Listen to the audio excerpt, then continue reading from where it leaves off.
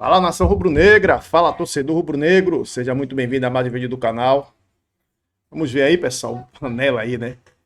A resenha aí, né, do Fred. Trouxe aí do jogo de sábado, onde o Flamengo ganhou por 2-1 diante do Mirassol, né? Vamos dar uma olhada no que eles falaram, perdão. O André também, né? O Fred, tem um Zé Love também aí. Os caras debateram aí. Vamos dar uma olhada, trouxe para vocês em primeira mão, beleza? Se gostar, se inscreva no canal, deixe seu like e comenta suas opiniões aqui abaixo nos comentários. Não paga nada para se inscrever, nem paga para dar like, tudo de graça, beleza? E nem paga para comentar. Então, sem mais delongas, vamos ao vídeo. Mirassol por ter mandado aqui para nós essa camisa. Porém, a primeira vez que o Mirassol jogou no Maracanã, em homenagem ainda com esse uniforme, em homenagem à seleção de 1970, acabou dando ruim ali. Mas antes, vai aparecer o quê na tela para vocês? Se liga aí. Olha lá, tá vendo? Ó? Opa! Libertadores de 2025.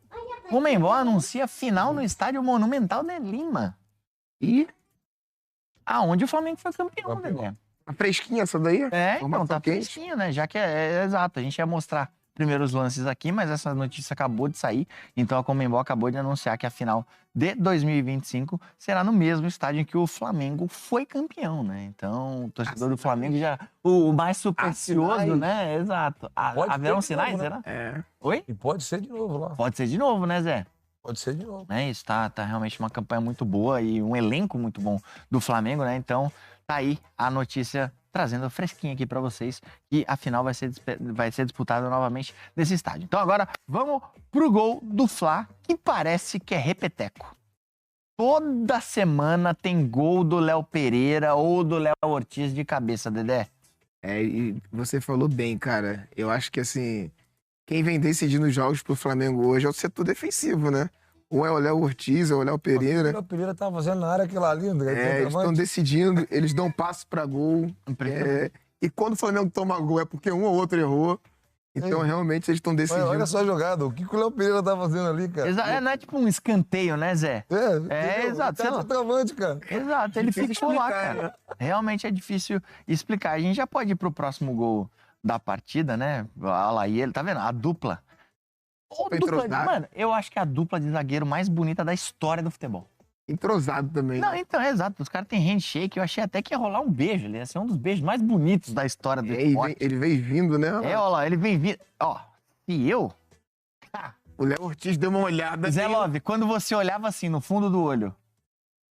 Ali, se fosse eu e Dedé, nós já tava entrosado dentro e fora de campo, né, cara? Bom, Ele já tá pensando no pole, né, Dedé? Vamos pro próximo gol. Olha o passe do Arrascaeta. Essa bola é muito difícil, porque assim, essa trivela, no chão, ela é difícil, mas é um pouquinho mais fácil. De bate-pronto, ela é difícil, mas é um pouco mais fácil. Agora, a meia altura, ele dá uma trivela, é muito difícil, cara. E esse passe aí, realmente... Tu fala trivela, 3 dedos, né? Ali é muito difícil dar esse passe ali. Muito difícil. Ele bota o cara praticamente na cara do gol, né? E ela tá quicando, né? Ela não tá no chão, né? Exato, cara. Exato. Ela não é nem rasteiro, nem de bate-pronto. Ele faz com uma facilidade absurda. Jogador, né? meu Deus. Não, Zé, mas a gente tem uma imagem aqui de um cara que manja de 3 dedos também. Vamos colocar aí, ó. Quem que é esse aí jogando pelo Vitória? Aí, ó. Toma! Que isso? Dedé. Às vezes sai, né? Aí. Mano, que golaço do Zé Love. Ô, Fred, é o que dá pra fazer ali. Eu tô muito em cima da bola. Se você chuta de esquerda, você cai. A esquerda ali, caía. Até com a direita, se pega certo ali, ia cair. Deu só tinha sair fazer. Golaço, Que isso? Zé. Então teu recurso foi a genialidade, Zé. Que golaço, cara. Vamos mostrar o gol do Mirassol antes de passar pro pessoal do Tá Na Área, né? Pra eu estar aqui com a camisa e mostrar o gol do nosso querido terror do interior. Olha lá, jogada pela esquerda, vem o cruzamento do nosso querido King Naldo, a bola passa ali por todo mundo, né? É desviada e o Gabriel foi lá e fez no cantinho. Fechado, então, mostramos aí todos os gols dessa partida. E com o gol do terror do interior, nosso querido Mirassol, a gente passa pro pessoal do Tá Na Área. É sempre uma honra dividir a programação do Sport TV com vocês. Então, um beijo gigante. A gente continua aqui no YouTube. Então é para assistir os dois ao mesmo tempo. Tá Na Área aqui no Sport TV e o Panela no seu celular lá no YouTube, beleza? Beijo, gente. Cima da sensação Mirassol. Olha ele aí! Flamengo derrota o Mirassol por 2-1 no primeiro jogo da história do Mirassol no Maracanã. O líder Flamengo vence mais uma. Já o São Paulo venceu a... Na rodada, o Mirassol, que a gente já esperava, fez isso. Em outros jogos fora de casa. É um time que vai para o jogo também, tenta o resultado. E não foi diferente nesse confronto contra o Flamengo, que teve boas chances e conseguiu vencer a partida. Tem um dado muito interessante desse jogo. Sabe quantos jogos na temporada o Flamengo terminou com menos posse de bola que o adversário? Não faço ideia. Nenhuma. Inclusive nos jogos contra Chelsea e contra Bayern de Munique, o Flamengo terminou jogos com mais posse de bola que os adversários. Esse foi o primeiro jogo na temporada que o Flamengo teve menos posse de bola do que o adversário no final do jogo. Interessante. Então, assim, é surpreendente e também por ser o Mirassol. É um dado que fala muito mais sobre o Mirassol do que sobre o Flamengo, porque foi um time que foi pro Maracanã para jogar, não foi simplesmente para se defender, e aí sofre o gol. O Flamengo sai na frente com esse gol do Léo Pereira no cruzamento do Samuel Lino. E o Mirassol continua jogando da mesma forma. Tem oportunidades, incomoda o Flamengo, é um jogo de lá e cá. De um Flamengo que, assim, a maneira de jogar do Flamengo não surpreende a ninguém. É um time de imposição, é um time que vai pra cima, é um time que vai tentar sufocar, fazer pressão no adversário. Até por conta disso, o Felipe Luiz explicou o porquê de não ter utilizado o Carrascal e o Flamengo chegou 2-0 nesse toque de genialidade do Arrascaeta, né? Aí a gente explica o porquê que o Arrascaeta é o camisa 10 do Flamengo. Cruzamento de trivela, né? Por que é difícil de tirar? É genialidade. Ele para ali, tem só jogador do Mirassol praticamente dentro da área, ele consegue encontrar um passe de trivela para fazer o 2-0. E aí, uma equipe que fosse fragilizada, uma equipe que fosse desorganizada, tomando 2-0 do Flamengo no Maracanã, líder do campeonato, você poderia imaginar que agora vai ser implementada uma goleada. E não, o Mirassol se manteve organizado, conseguiu encontrar o gol com o Gabriel e pressionou, continuou fazendo um jogo equilibrado até os minutos finais contra o Flamengo, assim. Talvez tenha sido, em termos de bola, talvez tenha sido o melhor jogo da rodada e, assim, mais uma grata surpresa. É que em determinado momento do campeonato a gente vai parar de tratar o Mirassol como surpresa, porque já não é mais, a gente já tá na 19ª rodada. Mas, assim, foi surpreendente ver o Mirassol indo pro Maracanã, se não me engano, a primeira vez que o Mirassol jogava no Maracanã. Sim, por isso a camisa comemorativa, né? Exatamente. Foi uma camisa em homenagem à seleção brasileira por esse jogo no Maracanã. É isso. Então, assim, a surpresa é o Mirassol ter ido ao Maracanã, enfrentar o líder do Campeonato Brasileiro e fazendo um jogo de... Porque poderia ter perdido de 2-1 com qualquer outra configuração de jogo. Poderia ter perdido de 2-1 jogando retrancado, encontrado um gol de cabeça. Mas não, o Mirassol foi pro Maracanã jogar e jogou. Levou muita dificuldade ao Flamengo. E teve até espaços até para fazer o gol de empate, em outros momentos da partida, né? Teve chances. O Rossi fez umas 2 defesaças. Chances importantes do Mirassol também, Jéssica. E aí, pro Flamengo, até acho que o segundo tempo contra o Atlético Mineiro, na Copa do Brasil, foi o segundo tempo que o Flamengo também teve chances, poderia ter definido a partida e acabou eliminado nos pênaltis. Mas a gente sabe que no futebol brasileiro o resultado tem um peso enorme. A torcida já chegou no Maracanã cantando que agora o Brasileirão é obrigação, né? Porque a Copa do Brasil, esse foi o grito da arquibancada no Maracanã quando a bola começou a rolar. O problema é que a torcida do Inter já falou que Libertadores é obrigação. Não, e aí começa a virar obrigação pra todo mundo, só que só tem um que ganha. Tem 10 clubes no Campeonato Brasileiro com torcedor esperando o título como obrigação, mas acho que isso diz muito sobre um ambiente ali, talvez uma resposta importante que o Felipe precisava dar, acho que não só pelo resultado, mas principalmente em cima de um desempenho e que eu acho que foi entregue, né? O Flamengo desde 2019, todos os jogos ele tem que dar uma resposta muito boa. Pra alguma coisa. Pra alguma coisa, porque nunca é suficiente que o Flamengo desempenhe em campo. E sendo que o trabalho é sempre muito complicado, né? É sempre muito difícil ter um adversário que tem uma proposta, que tem uma estratégia, que tenta destruir o jogo, que estuda, né? O jogo é muito estudado, então não é fácil você atropelar o adversário, assim. A menos que tenha algum problema muito grande com o adversário, porque todo mundo se prepara para fazer um bom jogo.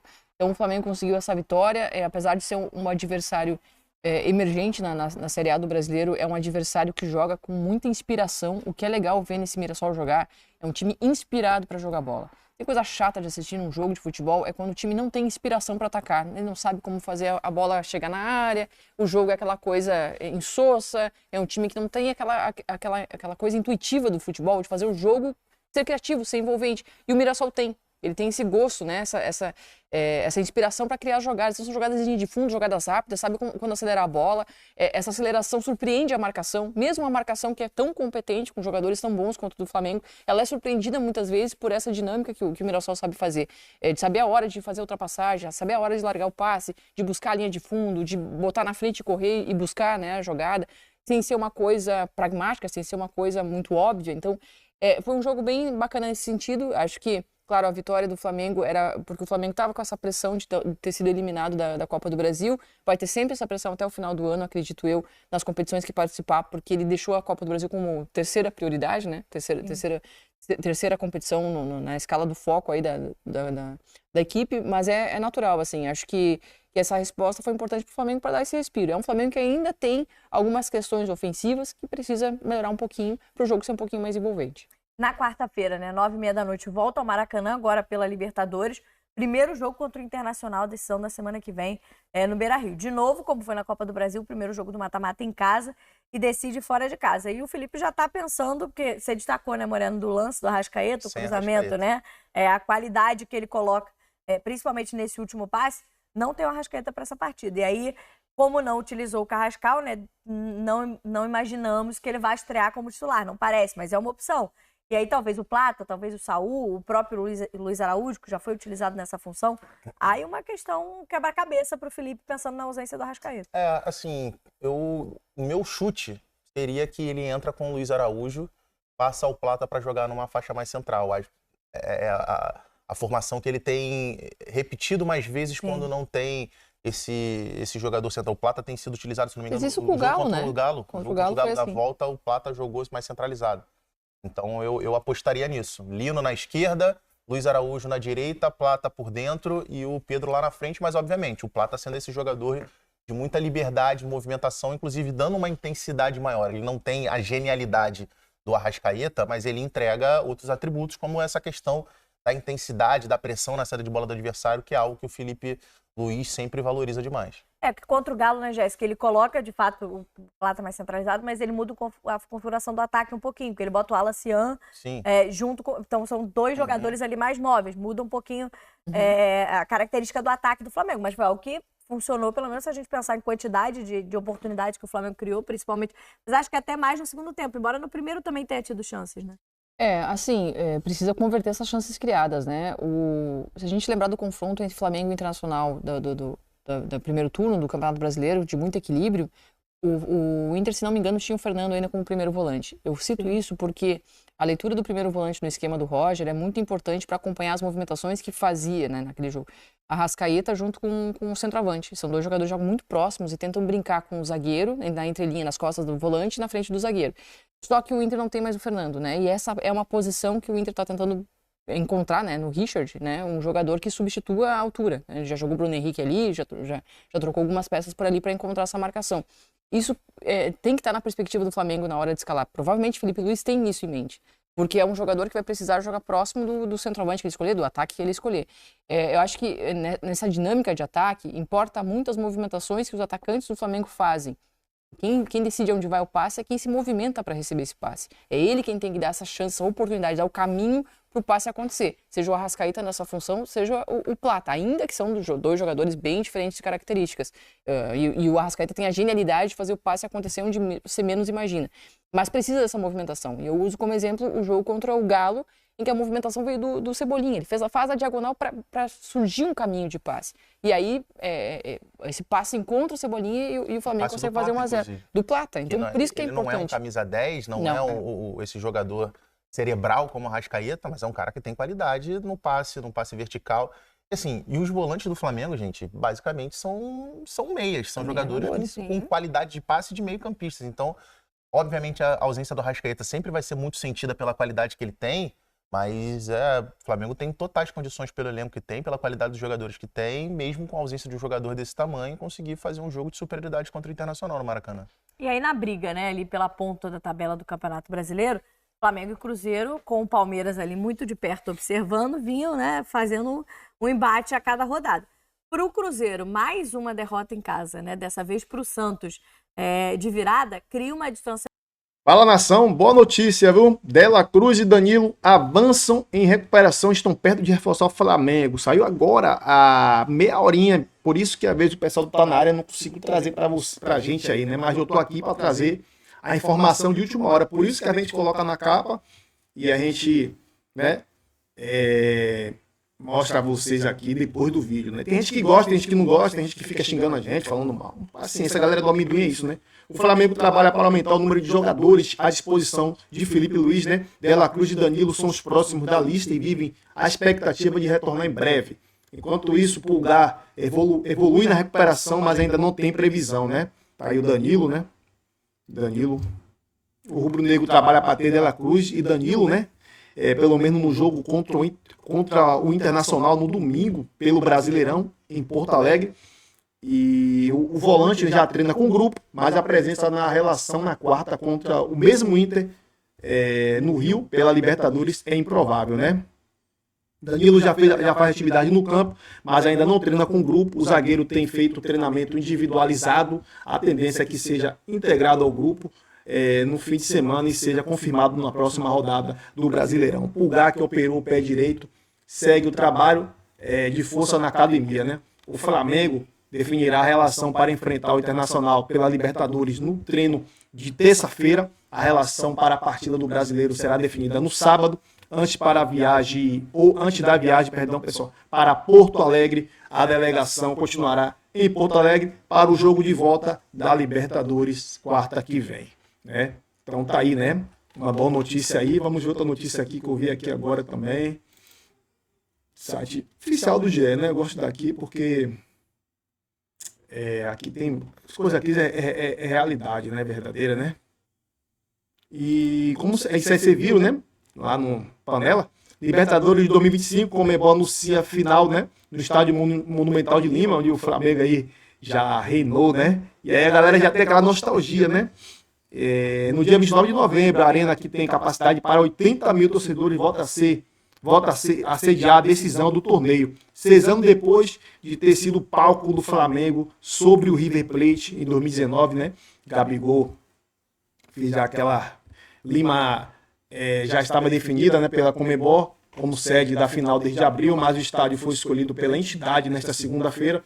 O Monumental de Lima é utilizado normalmente pelo clube universitário, né? Brasília e Montevidéu também tentaram sediar a decisão de 2025 da Libertadores, mas a cidade peruana foi escolhida, né? Finais únicas da Libertadores, 2019, 2-1, né? Flamengo no River, né? 2020, 1-0, Palmeiras no Santos, né? Foi no Maracanã. Palmeiras, né? 2021 aí, né? A gente saiu perdendo. 2022, né? Flamengo versus Atlético Paranaense, 1-0, Flamengo, né? Fluminense 2-1 no Boca Juniors, Maracanã, Rio de Janeiro. Botafogo 2024, 3-1 no Atlético Mineiro, Monumental de Nunes, né? E agora em 2025, né? Será a última final única da Libertadores, a segunda vez, né, que uma cidade se repete. O Maracanã, no Rio de Janeiro, recebeu 2 edições da partida decisiva da competição, pessoal, né? A Conmebol esperou até agosto para fazer o anúncio do estádio, pois esperava uma definição maior dos postulantes ao título. A postura foi uma precaução da entidade para evitar lugares vazios, né, como ocorreu em algumas finais Sul-Americana e Libertadores em 2024. Beleza, pessoal? Então foi isso só por agora. Amanhã estamos de volta, se Deus quiser. Tamo junto, obrigado pela sua companhia aí.